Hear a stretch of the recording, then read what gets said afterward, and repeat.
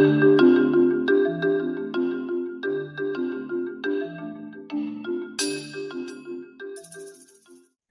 and welcome everyone. Thank you for joining us today. My name is Olivia Fahey and I'm the product marketing lead here at Akoya, and I'll be hosting our session this afternoon. So if you joined us last month, this is the second in a series of 3 webinars that we are hosting with our partners at Capgemini. The goal of this series is really to prepare financial institutions and credit unions of all sizes as we all work toward achieving open banking regulatory compliance. As I said, we've teamed up with our partners at Capgemini, and what we plan to do with these sessions, what we have been doing, is really going beyond the surface level discussions and really trying to equip banks and credit unions with both the education and the resources that they need to make informed decisions and get into compliance as quickly and effectively as possible. So as many of you know, or I hope you know, the final ruling dropped on October 22nd, the final personal financial data rights rule.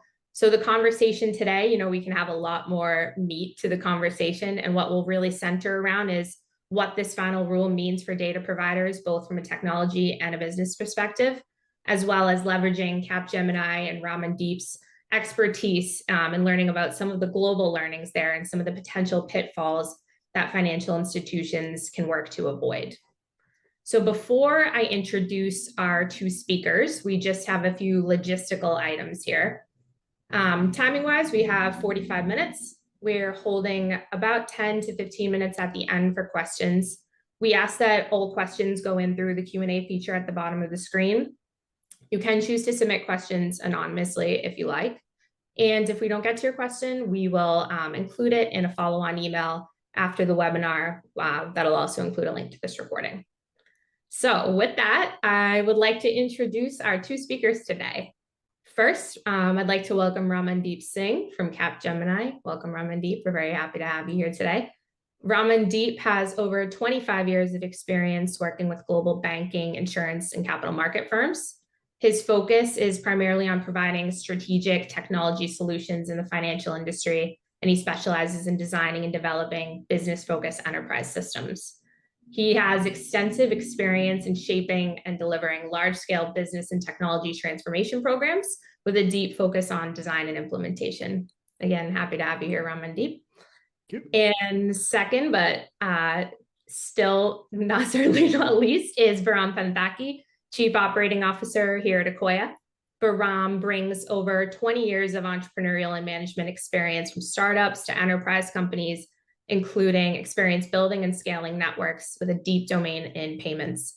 Prior to Akoya, Bahram spent a decade at JPMorgan Chase and Citi, where he led digital payments and platforms, building and scaling digital offerings like QuickPay, Zelle. Earlier in his career, Bahram helped build the payments and data aggregation business at CashEdge, now Fiserv, and was the architect of the Pot Money P2P service. We are very lucky to have him here at Akoya. Welcome, Bahram. Thank you. Now, before I stop talking and at last hand it over to our speakers, we did just want to kick things off with a quick poll here.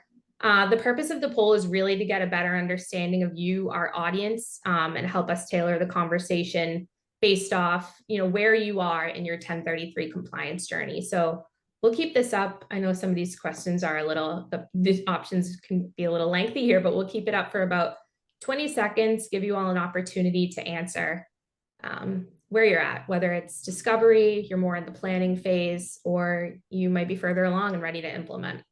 Let us know. Okay, I think we can close it and check out the answers that we have received.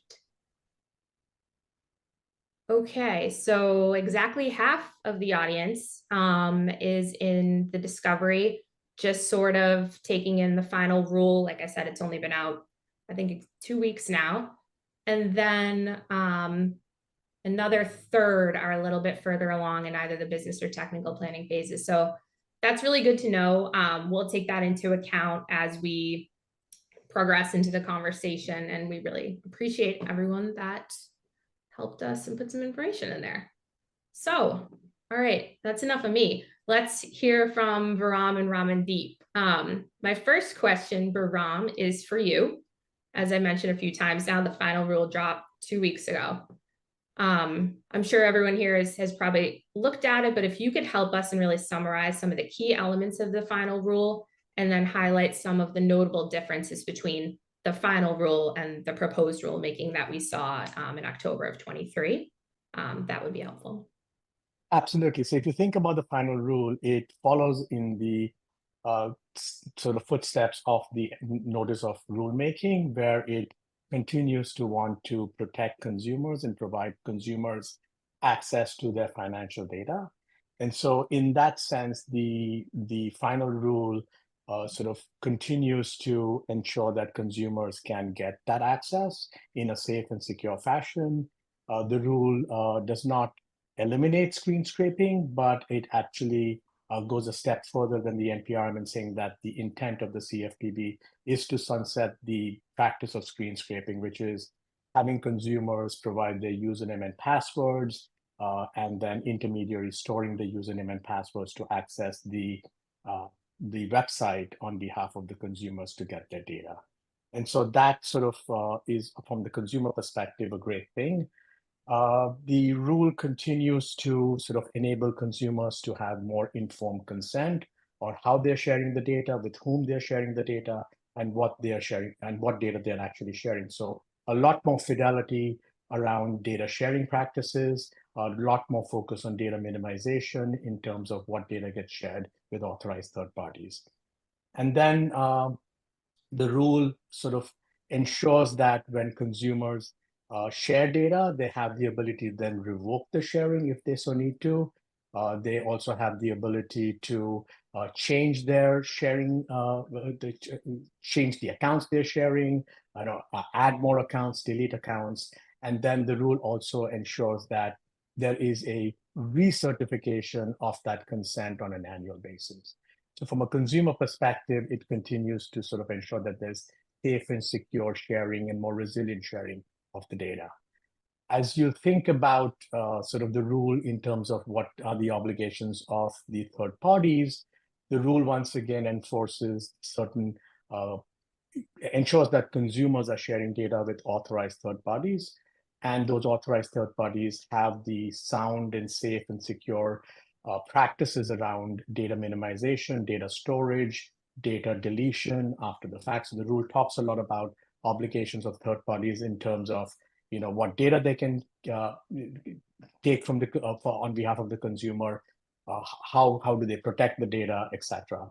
And then the obligations of third parties also require them to get what they call informed consent to ensure that consumers understand what data they're providing the third party and for what reason. And in terms of the use of the data is restricted to the primary use that the consumer is consenting to, and then a few secondary uses such as fraud and risk, or sort of improving products and services offered to the consumer. And then as you move on to sort of the other side of the spectrum, which is what are the obligations on data providers? Data providers need to be able to create a data sharing interface, which is an API-based interface, and they have to be able to maintain that interface, ensure that there is resilience in that interface, uptime, SLAs, etc., and ensure that they can share the data with these authorized third parties on behalf of the consumer. The data providers have the ability to ensure that these third parties are meeting certain guidelines around safety, security, and soundness. So they have the ability to do due diligence on these third parties before they onboard them. And then they also have the ability to sort of ensure that these third parties are not ensure, but sort of provide the ability for consumers to revoke consent, modify consent on their website if they so choose to. Tokenization has been sort of a talk of a lot of deliberation. The rule continues to permit banks to or data providers to use tokenization of account numbers to safe and secure these account numbers. And then in terms of obligations around onboarding these third parties, there is some latitude provided to data providers around ensuring that they can onboard these third parties in a in a sort of reasonable fashion as the third parties come and approach banks and credit unions and other data providers for the data.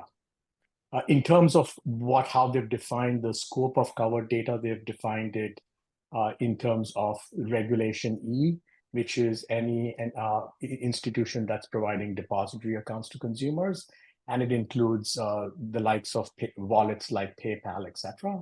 And then on the Reg Z side, which is credit products like credit cards, it also includes buy now, pay later. So, the rule has, sort of defined the ecosystem. In terms of, data providers, they can choose to set up these interfaces themselves, or they can choose to use a third party, such as their core provider or Akoya, to sort of set up these interfaces. And then they do talk about two other entities in the ecosystem. They talk about aggregators. The aggregators can be used by data recipients for the purposes of getting authorization and access to some of the data that they need to get on behalf of their consumers. And then the last entity that they talk about are standard setting bodies, which would help the industry evolve standards around data sharing practices. Great. Thank you, Bahram. One thing, and I know, we can hand it over to Ramandeep to talk about this, and one notable difference was, of course, the extended deadlines as well. Absolutely. Sorry, I forgot that. So no, yes, the deadlines have been extended.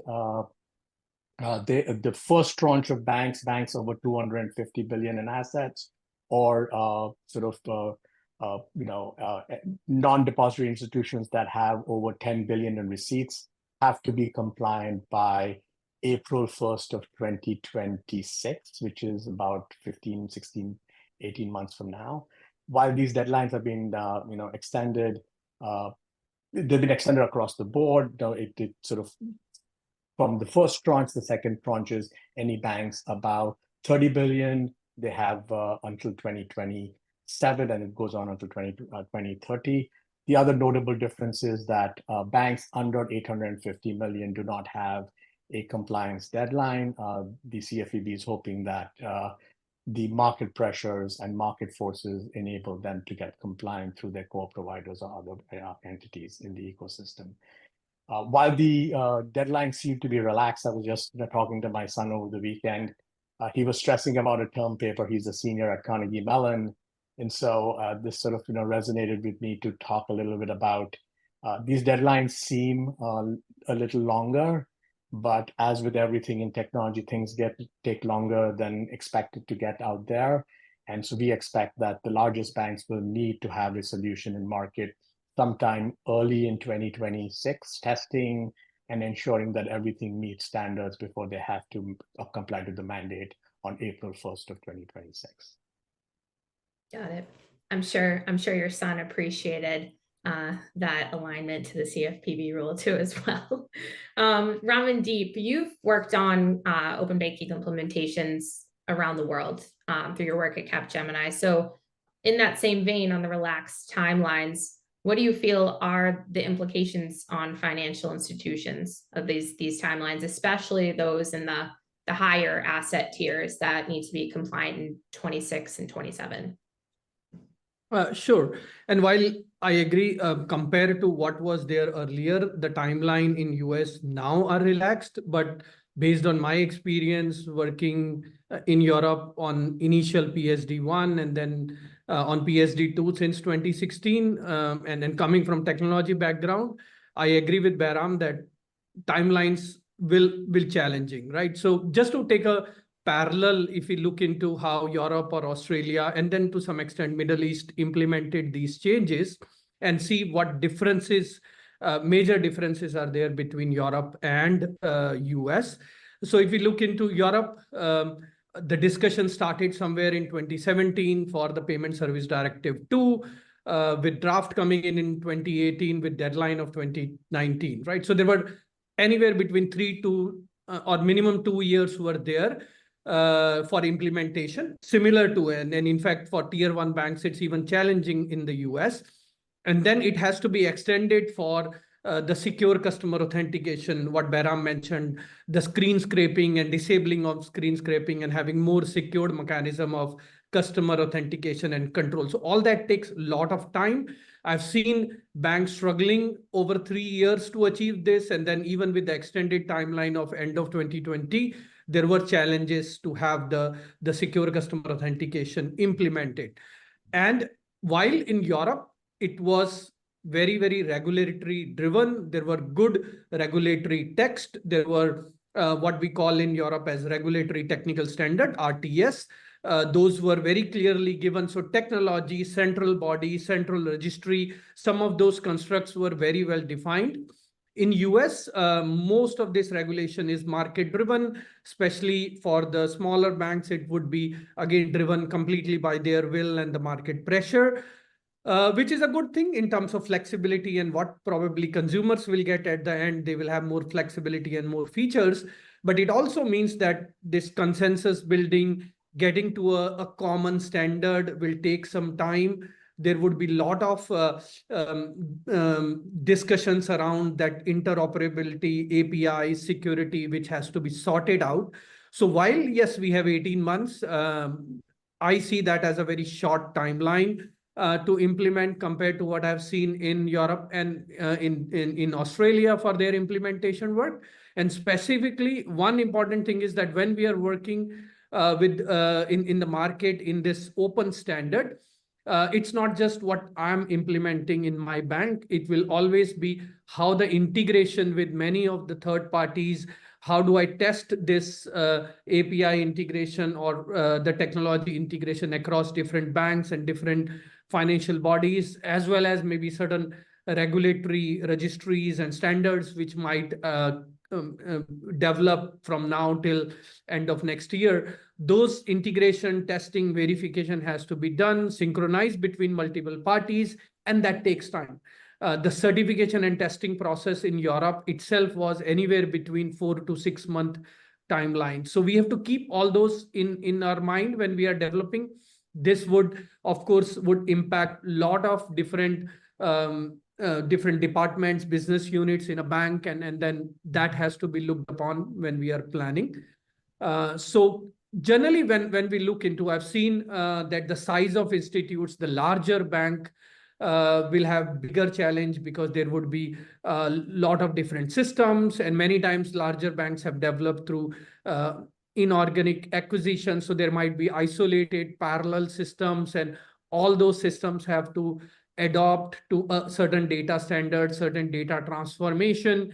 And along with that, the right sizing of the data, what should be exposed in what manner while keeping everything secure. Behram touched a little bit on tokenization, so that will come into picture. Consumer as a controller will get a lot of authority in terms of providing the consent. So management of consent, adjustment of that consents, adding the accounts and removing accounts from that consents becomes a complicated system when it has to talk to multiple different systems and modules within the bank. So that causes a lot of work at the bank to make sure that those systems are aligned, data is captured, transformed, and shared in right manner.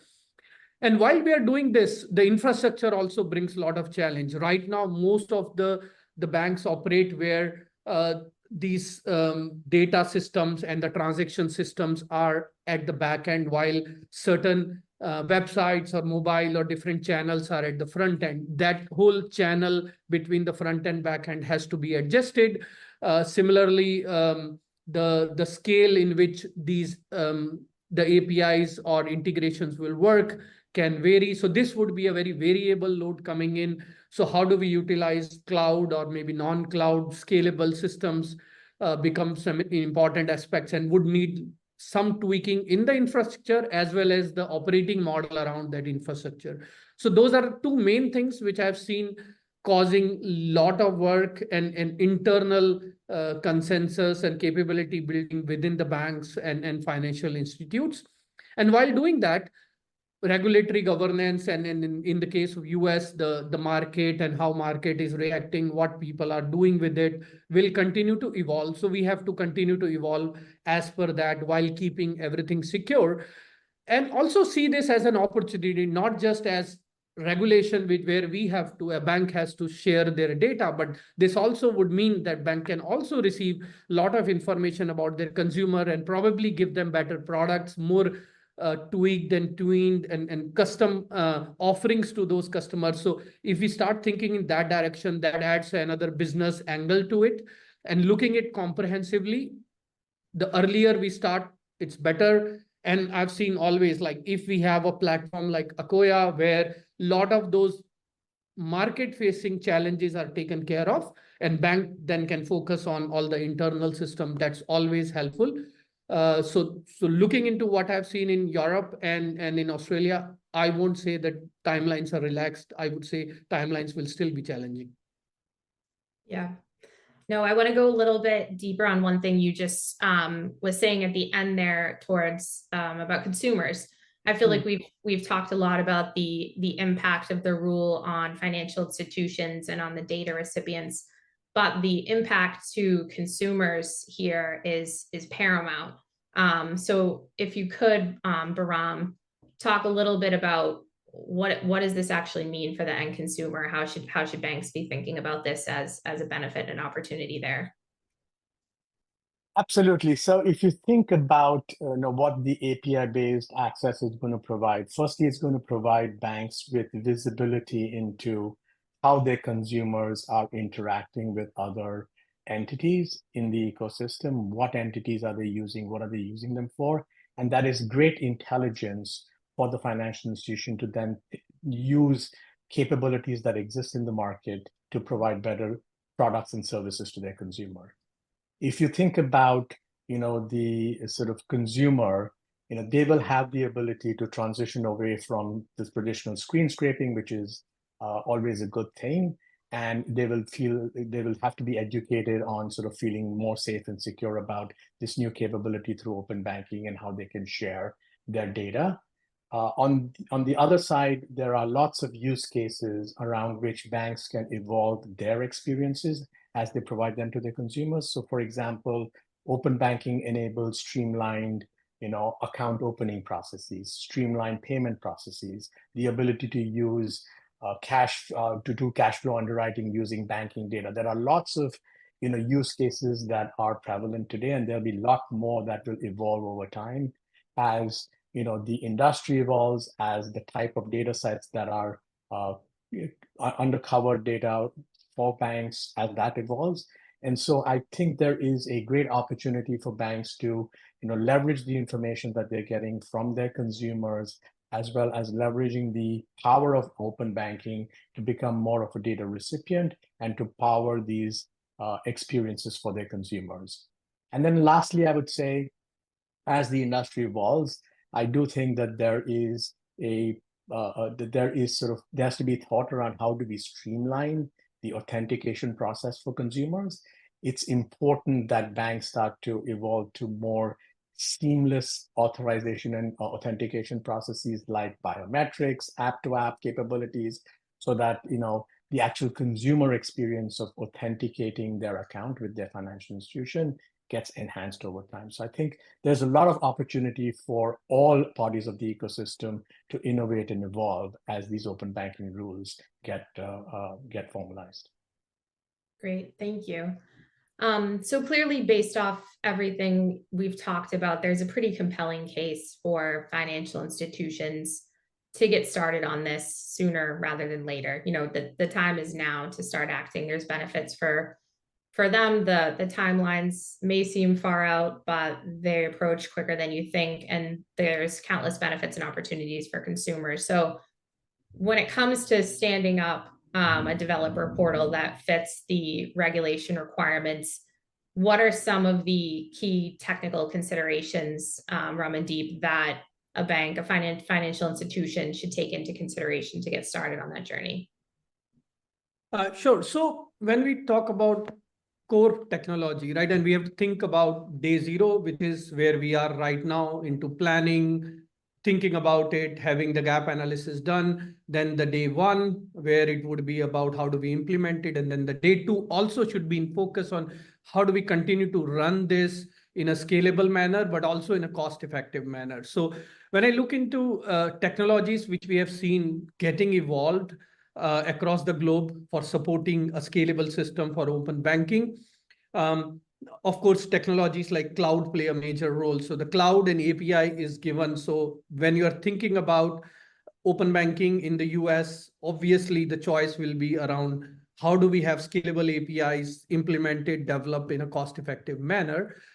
But then in the planning side of it, right, when we are in day zero, it's important to understand where the current systems are, what level of maturity the banks have from data perspective, from API perspective, from the integration middleware capability perspective, because when we are opening these systems, it's going to impact at all the places. And while we are going to now open these systems to external parties who consume, security is also paramount and it has to be taken into consideration. So data availability, specifically if you have heterogeneous systems, multiple different acquisitions, some data might reside on mainframes, some might be modern systems. So how that data will become available through extraction and transformation is the first step which we have to think about.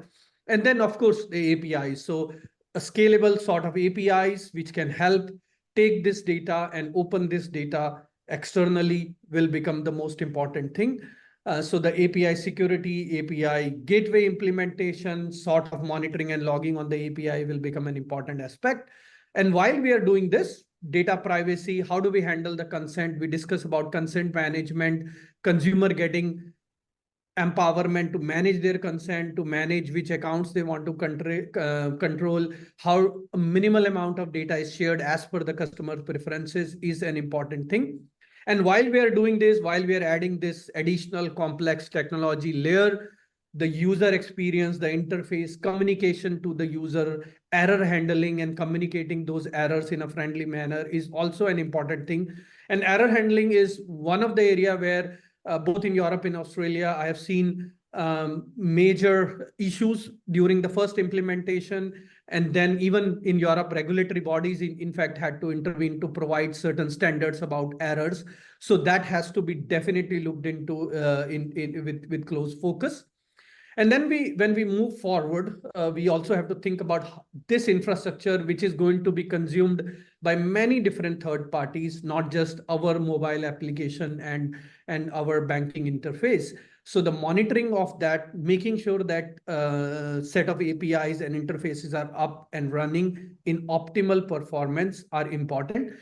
So that monitoring, making sure they are scalable and secure is the day to focus, that continuous monitoring and making sure that system continue to behave, while also looking the other way around, that there should not be that one party or one particular agency, and maybe hacked agency is not able to consume all the bandwidth and all the API thresholds for you. So keeping a balance, keeping a monitoring about how the APIs are being consumed and then scaling them in a cost-effective manner is the day to focus which we have to bring in.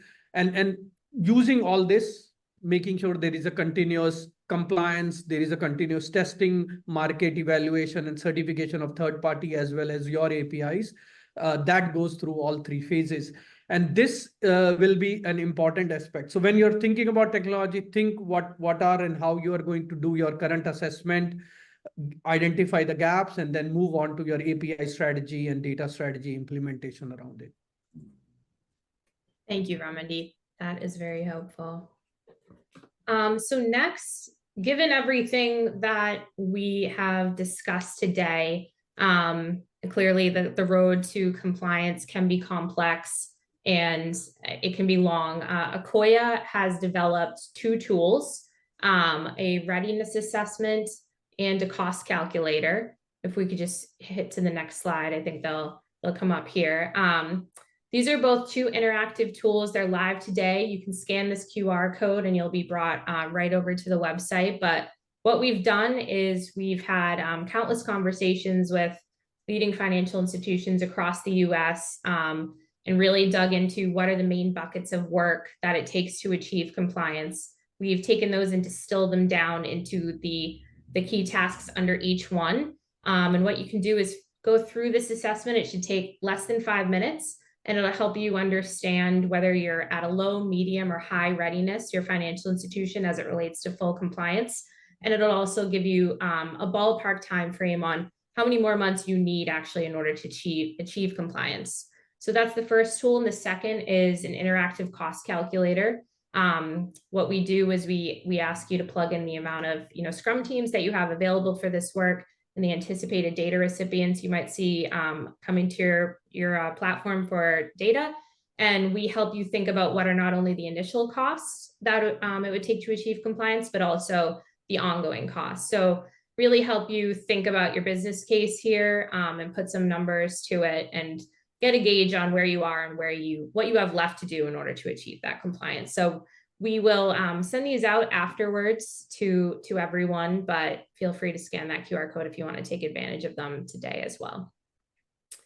So in that same regard, I do want to pass it over to Bahram really quickly so he can talk about, with all of this, how can Akoya help, both from a 1033 compliance solution perspective and also from a secure data access partner perspective.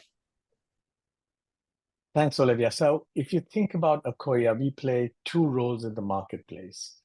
The first role is we play the role of a service provider to data providers, financial institutions, credit unions, banks, wallets, etc., where we enable the institution to outsource the entire sort of creation and operation of their hosted developer interface to an entity like Akoya. We do this for some of the largest financial institutions in the country today. And in terms of sort of the support we provide them with support on sort of three core dimensions. The first dimension is supporting financial institutions as they go about the business of extracting the data. And Akoya has built out technology where we can help financial institutions expose the data, standardize the data, transform the data, as Ramandeep mentioned, and ensure that they can then present the data in a standardized format to authorized third parties to be able to comply with the regulation. So that is sort of creating the infrastructure and managing the infrastructure to be able to provide the data forward. But that is sort of only a piece of the puzzle.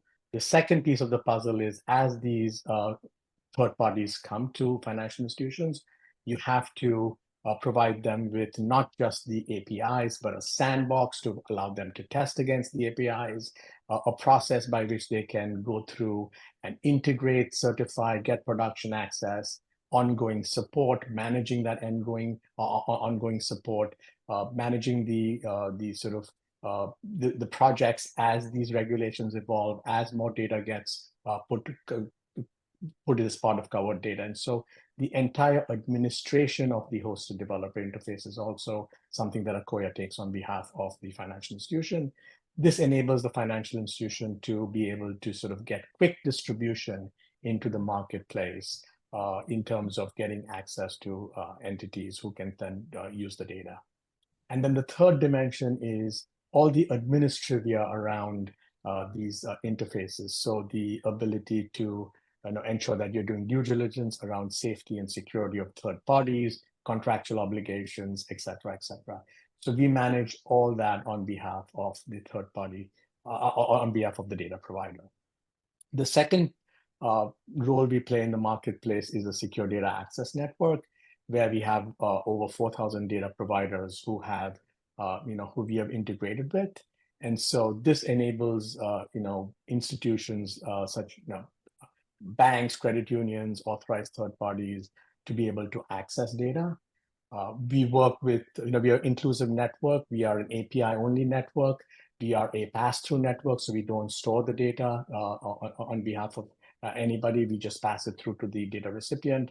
And most importantly, we work with everybody in the ecosystem. So we work with fintechs, we work with banks and credit unions. We also work with some of the largest aggregators in the ecosystem, and we enable them to get access to data as they require. And in terms of sort of the use cases, there are lots of use cases that this data powers. I've talked about online account opening and cash flow underwriting and payments, but that's, I think, just the tip of the iceberg. There's a lot more that will get evolved as this ecosystem gets evolved and enhanced over time. Great. Thank you, Bahram. So with that, we are ready for Q&A. We have about 9 minutes left. We have some questions that have been submitted through the Q&A. Please feel free to put more in. If we don't get to them, we will certainly answer them afterwards in a follow-on. But let me start with one we just got in. I'll send this to you, Bahram. Is consent management part of the obligation of third party or the data provider, FI? So the rule provides the ability for third parties to, put in front of them, put in front of their consumers sort of consent screens. It also provides the ability for the financial institution to sort of review and replay that consent and sort of ensure that it is it aligns. And then in terms of sort of ongoing consent and ongoing management of the consent, both data recipients and data providers have the ability to provide access to consumers to be able to add accounts, revoke consent, etc. So I think it's a little bit of a joint responsibility between both entities. Yeah, just to add one point over there, the important thing to understand looking into the global view as well is if the bank has an account, ultimately they should be able to view and make sure that the consent is rightfully given. If the process is complete by the third party, the bank cannot directly allow it. So there has to be this verification, as Bahram mentioned, and then usually, let's say if I am in Bank of America and I just want to see, okay, where all I'm sharing my data, that would be one source where I will go to. So banks have a lot of work around consent management, which they would have to deal with the way we have seen across the globe. Got it. Thanks, Ramandeep. This next question here, I think I'll pass to you. With having worked with so many banks across the globe on their open banking implementations, what are some of the biggest pitfalls or areas where you've seen banks struggle as it relates to achieving this compliance? Yeah, I think the biggest focus should be making sure there is a clear sponsorship. There is this won't be just an API or just a data work, right? Many different systems will be involved, then the security, the customer education, and many different aspects of the bank's business would need to get involved. So a very senior level sponsorship to this program is very important for the success of this program. So that's where I would start beyond the technology, and then not trying to implement everything from scratch, building onto a platform like Akoya, where a lot of APIs, the developer portal, the playground and the sandbox for verification and testing would be in place. That will take a lot of load out from the banks and financial institutes for implementing it. So that would be my recommendation beyond the sponsorship internally, which would be needed. Thank you. We have some more questions in the Q&A. This one, Bahram, is for you. How does the data in the APIs vary between Akoya's 1033 compliance portal and Akoya's secure data access network? So looking at us as a compliance solution and the two solutions you presented earlier. So the API standards sort of kind of overlap, but if you think about the data access network, it is more productized. And so the APIs there are more product focused, while they are sort of FDX compliant, they're a little different. When you're looking at the hosted developer interface, those will be FDX compliant APIs with the assumption that FDX is the standard setting body that is recognized by the CFPB. And so that will provide an indicia of compliance to data providers if they use that standard. Got it. Might stay with you on this one because it's sort of related, but is the FDX format only relevant for data being sent to aggregators? It seems like the transactions API across Akoya and other aggregators are all very different. So the the standard setting body and the API standard, at least the way I read the rule today, is primarily focused on sort of how data is sent from data providers to authorized third parties. The rule does not talk about any standards for any aggregators. While Akoya had sort of in its letter to the CFPB talked about trying to create uniform standards for aggregators as well, so that there could be portability for third parties. That is not in the rule at this point in time. Okay.